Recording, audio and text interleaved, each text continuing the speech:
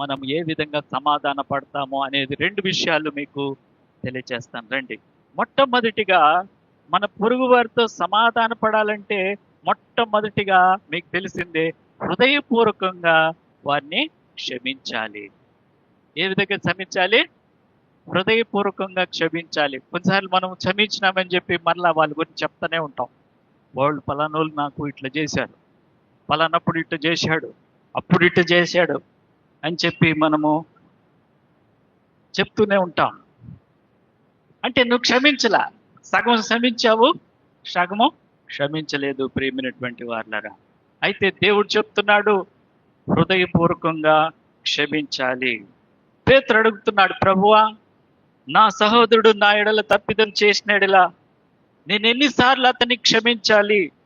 7 మార్లు మట్టుగా అని అడిగితే యేసయ్య చెప్తున్నాడు, 7 మార్లు మట్టుకే కాదు పేతురు, 70 ఏండ్ల వరకు క్షమించాలి. 70 ఏళ్ళు మారు మట్టుకు క్షమించాలి. అనగా నీ జీవితం అంతా నువ్వు క్షమించేటువంటి వారుగా ఉండాలి అని చెప్పి యేసయ్య పేతురుతో అంటున్నాడు.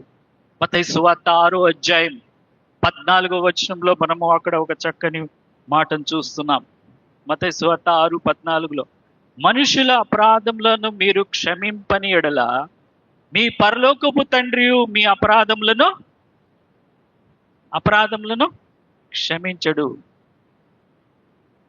మనుషుల అపరాధములను మీరు క్షమించిన ఎడల మీ పరలోకపు తండ్రి మీ అపరాధమును క్షమించును. మీరు మనుషుల అపరాధములను క్షమించకపోతే పరలోకపు తండ్రి మీ అపరాధములను క్షమించడు. చాలా ఇంపార్టెంట్ వర్స్ అది, మత్తయి 6:14. మనము మనుషుల అపరాధములను క్షమించకపోతే దేవుడు కూడా నీ అపరాధములను క్షమించడు అనేది దీని యొక్క భావంగా ఉంది ప్రేమైనటువంటి వారులారా. చాలా మంది ముసలితనంలో కూడా జ్ఞాపకం చేసుకుంటాడు, ఫలానప్పుడు వాడు నన్ను ఇట్ట చేశాడు, ఈ విధంగా బాధ పెట్టాడు, ఈ విధంగా కష్టపెట్టాడు. అంటే మర్చిపోవాల్సిన సమయంలో కూడా, ముసలితనంలో కూడా, అంటే నీలో ఏం లేదు, క్షమాపణ లేదు. ఫలాని వ్యక్తి నీకు ద్రోహం చేశాడు, ఏదో పొరపాటు చేసినా కూడా ఆ వ్యక్తిని గురించి నువ్వు పదే పదే తలుచుకుంటున్నావు, పదే పదే ఇతరులకు చెప్తున్నావు. అంటే దాని అర్థం ఏంటంటే నువ్వు క్షమించలేదు, నీలో క్షమాపణ లేదు, నీలో క్షమాపణ గుణము లేదు. అయితే దేవుడు కూడా నిన్ను క్షమించడు. నువ్వు క్షమించకపోతే, నీలో క్షమాపణ లేకపోతే నువ్వు వచ్చి ప్రార్థన చేసి కూడా ప్రయోజనం లేదు. ప్రార్థనలో ప్రభువా నన్ను క్షమించు అంటే కూడా దేవుడు నిన్ను ఎట్టి పరిస్థితిలో క్షమించడు. నువ్వు క్షమిస్తేనే దేవుడు నిన్ను కూడా క్షమిస్తాడు. కాబట్టి ఈ వాక్యంలో మనం చూస్తాం, తప్పిపోయిన కుమారుడు లేచి తండ్రి వద్దకు వచ్చాడు. వచ్చినప్పుడు చాలా తప్పులు చేశాడు, తండ్రికి విరోధంగా ఎన్నో తప్పులు చేసి వెళ్ళిపోయినాడు. అయితే చూడండి, వాడు ఇంకా దూరంగా ఉన్నప్పుడు తండ్రి మొహం చాటేసుకుని వెళ్ళిపోయాడా? తండ్రి వస్తున్నప్పుడు రే నీ ముఖం నాకు చూపించుబాకని చెప్పి అన్నాడా? లేదు. ఏమన్నాడు చూడండి, వాడు ఇంకా దూరంగా ఉన్నప్పుడు తండ్రి వాని మీద కనికరపడి పరిగెత్తి వాని మెడ మీద పడి ముద్దు పెట్టుకున్నాడు. తండ్రి కౌగిలించుకున్నాడు. ఎన్ని తప్పులు చేసినా, ఎన్ని పొరపాటులు చేసినా దాన్ని తెలుసుకొని పశ్చాత్తాపడి తండ్రి వద్దకు వచ్చినప్పుడు తండ్రి చేర్చుకున్నాడు.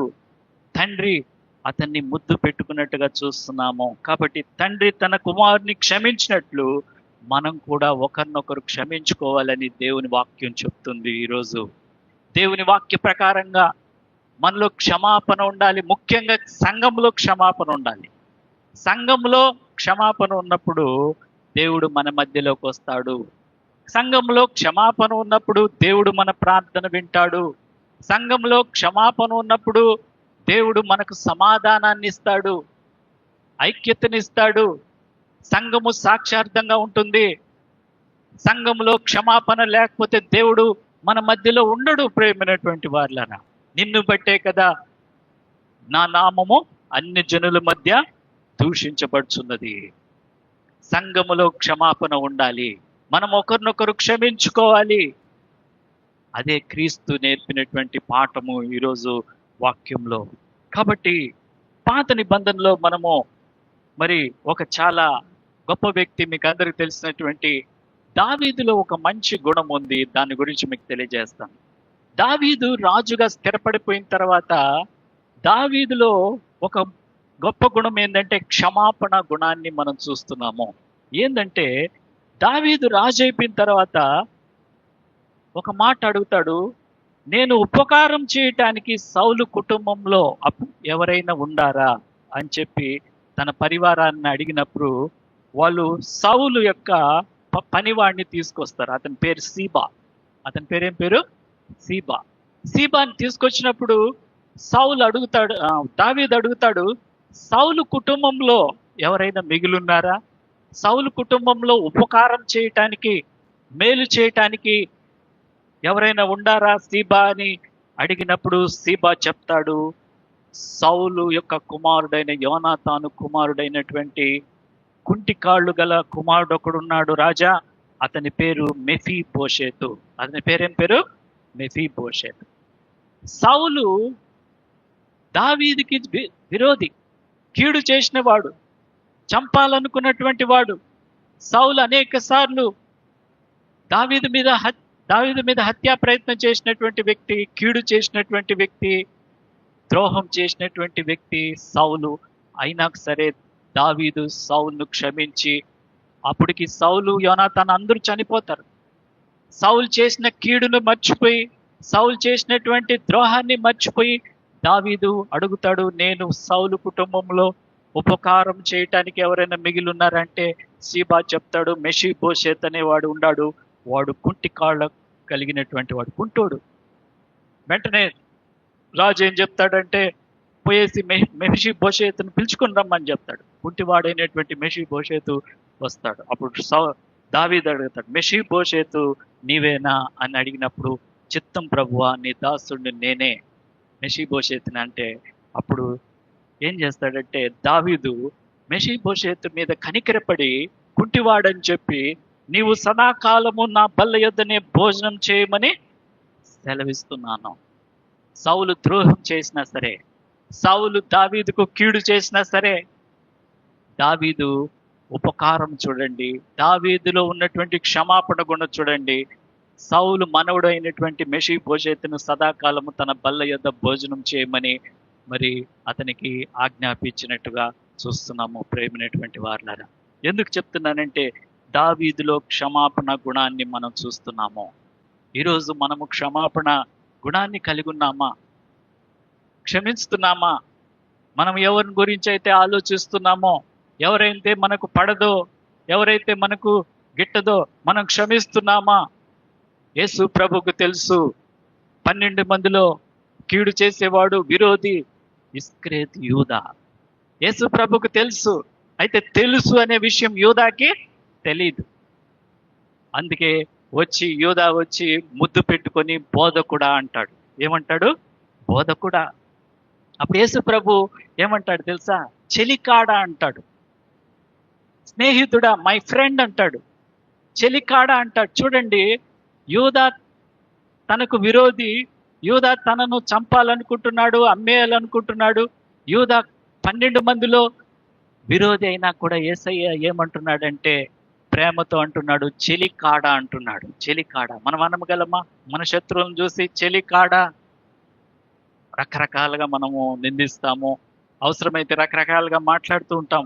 యేసు ప్రభులాగా మనం అనలేము. కాబట్టి మొట్టమొదటిగా ప్రేమైనటువంటి వారులారా, మనము మన సహోదరునికి విరోధం ఎక్కడైనా ఉన్నదని జ్ఞాపకం చేసుకోవాలంటే మొట్టమొదట మనము ఏం చేయాలంటే మన సహోదరులతో సమాధాన పడాలంటే మొదటి విషయము హృదయపూర్వకంగా క్షమించాలి. రెండో విషయాన్ని మీకు తెలియచేస్తాను. రెండో విషయంలో మరి పౌలు అంటారు, ఒకని యెడల ఒకడు మిక్కుటమైన ప్రేమ గలవారై ఉండండి. మనము మన సహోదరునితో సమాధాన పడాలంటే మిక్కుటమైనటువంటి ప్రేమ కలిగినటువంటి వారంగా ఉండాలని దేవుడు సెలవిస్తున్నాడు. ప్రేమైనటువంటి వారులారా, మరి యేసయ్య ఆయన మన నిమిత్తము తన ప్రాణమును పెట్టెను కనుక దీని వలన ప్రేమ ఎట్టిదో తెలుసుకొంచున్నాము. యేసయ్య మనందరి కొరకు మరణించాడు, మన కొరకు తన ప్రాణమును పెట్టాడు. దాంట్లో ఆయన మనల్ని ఎంతగా ప్రేమించాడో ఆయన ప్రేమ మనకు తెలుస్తుంది. ఆయన ప్రేమ గొప్పది ప్రియమైనటువంటి వారిని. కాబట్టి మనం కూడా దేవుడు కోరుకుంటున్నాడు, మన సహోదరుల నిమిత్తము మనం కూడా ప్రాణము పెట్ట బద్దులమై ఉంటున్నామని చెప్పి దేవుడు చెప్తున్నాడు. దేవుడు ఇచ్చినటువంటి ఒక గొప్ప ఆజ్ఞ ఏంటంటే ఒకరినొకరు మీరు ప్రేమించుకోవాలి, ప్రేమ కలిగి ఉండాలి. ముఖ్యంగా సంఘములో మనము ప్రేమ కలిగి ఉండాలి. మరలా చెప్తున్నాను, దేవుడు చెప్పాడు, దేవుడిచ్చిన ఆజ్ఞ మనం ఎక్కడ పాటించగలమంటే సంఘంలోనే ప్రేమ కలిగిన వారంగా ఉండాలి. ఒకరి పట్ల ఒకరు ప్రేమ కలిగి ఉండాలి. ఈర్ష్య ద్వేషాలు దేవునికి ఇష్టం లేదు. కాబట్టి ఆయన ప్రేమను ఎరిగిన వారు మరి పొరుగు వారిని ప్రేమిస్తారు. క్రీస్తు ప్రేమను విశ్వసించిన వారు పొరుగు వారిని ప్రేమిస్తారు. మరి పౌలు అంటున్నాడు, కొండలను పెకిలించగలిగినటువంటి శక్తి, కొండలను పెకిలించగలిగిన విశ్వాసము నాకున్నా సరే ప్రేమ లేని వాడినైతే నేను వ్యర్థుడను. అక్కడ ఉన్నది ప్రవచనం అంతా నాకు తెలిసిన, ప్రవచన వరాలు కలిగిన, అనేక వరాలు నేను కలిగిన, కొండలను పెకిలించగలిగినటువంటి శక్తి నాకున్న, విశ్వాసం నాకున్నా సరే ప్రేమ లేని వాడినైతే నేను వ్యర్థుడను. ఈరోజు నువ్వు కూడా వ్యర్థుడవే. పౌలు అంటున్నాడు ఆ మాట, ప్రేమ లేకపోతే నేను వ్యర్థుడను. నాకు ఎన్ని శక్తి సామర్థ్యాలున్నా, ఎన్ని ఆత్మవరాలున్నా, అన్ని వరాలున్నా సరే ప్రేమ లేకపోతే వ్యర్థుడనని చెప్పి పౌలు అంటున్నాడు. కాబట్టి 1 కొరింథీయులకు రాసిన పత్రిక 13వ అధ్యాయం 5వ వచనంలో ఉంది, ప్రేమ అమర్యాదగా నడువదు, స్వప్రయోజనమును విచారించుకొందు, త్వరగా కోపపడదు, అపకారమును మనసులో ఉంచుకోదు. అపకారము చేయదు.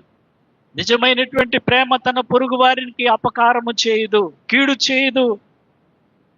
అందుకే ఇంకో మాట ఉంది, కాబట్టి నీ శత్రువు ఆకలిగి ఉంటే అతనికి భోజనం పెట్టుము, దప్పికొని ఉంటే దాహమిమ్ము, అలాగూ చేయుట వలన అతని తల మీద నిప్పులు కుప్పలుగా పోయేది. శత్రువుని ప్రేమించడం అంటే ఆకలిగా ఉన్నప్పుడు ఆహారం పెట్టు, దప్పిగొన్నప్పుడు నీళ్ళు ఆ విధంగా చేస్తే అతని తల మీదంట నిప్పులు కుప్పలుగా పోస్తావని చెప్పి మరి వాక్యం చెప్తుంది. రోమీయులకు రాసిన పత్రిక 12వ అధ్యాయం 21వ వచనంలో అక్కడ ఒక చక్కని మాట ఉంది, చూద్దాం. రోమా 12:21, కీడు వలన జయింపక మేలు చేత కీడును జయించు. మేలు చేత కీడుని మనము జయించేటువంటి వారంగా ఉండాలి, కీడు చేసేటువంటి వారంగా ఉండకూడదు. దేవుని బిడ్డలమైనటువంటి మనము కీడు ఉండకూడదు. కయీను కీడు చేసిన వాడు, కయీను కీడు చేసే స్వభావం కాబట్టి దేవుడు శపించాడు, దేవుడు అతన్ని వెలివేశాడు. ఈరోజు నీ స్వభావం ఎలా ఉంది? నీ పొరుగు వాని పట్ల సంఘములో నీ స్వభావం ఎలా ఉంది పరీక్షించుకోమని దేవుడు సెలవిస్తున్నాడు. ప్రియమైన వార్లరా, ప్రకటన 2వ అధ్యాయం 4లో ఉంది, మొదట నీకుండిన ప్రేమను నీవు వదిలితివని నేను నీ మీద తప్పు ఒకటి మోపవలసి ఉన్నది. చాలా అద్భుతమైన మాట చెప్తున్నాడు ప్రకటనలో. మొదట నీకుండిన ప్రేమ ఇప్పుడు లేదు, మొదట నీకుండిన ప్రేమను నీవు వదిలితివని నేను నీ మీద తప్పు ఒకటి మోపుతున్నాడు. ప్రేమ లేదు నీకు. కాబట్టి ప్రియమైనటువంటి వారులారా, ఈరోజు వాక్యంలో పరిసయ్యులు శాస్త్రుల నీతి కంటే కూడా మన నీతి అధికంగా ఉండాలంటే మొట్టమొదటిగా మనము క్షమాపణ కలిగి ఉండాలి, క్షమించడం అవసరము. రెండోదిగా పొరుగువాన్ని ప్రేమించేటువంటి ప్రేమ కావాలి, అనగా మిక్కుటమైనటువంటి ప్రేమను కలిగి ఉండాలని దేవుడు సెలవిస్తున్నాడు.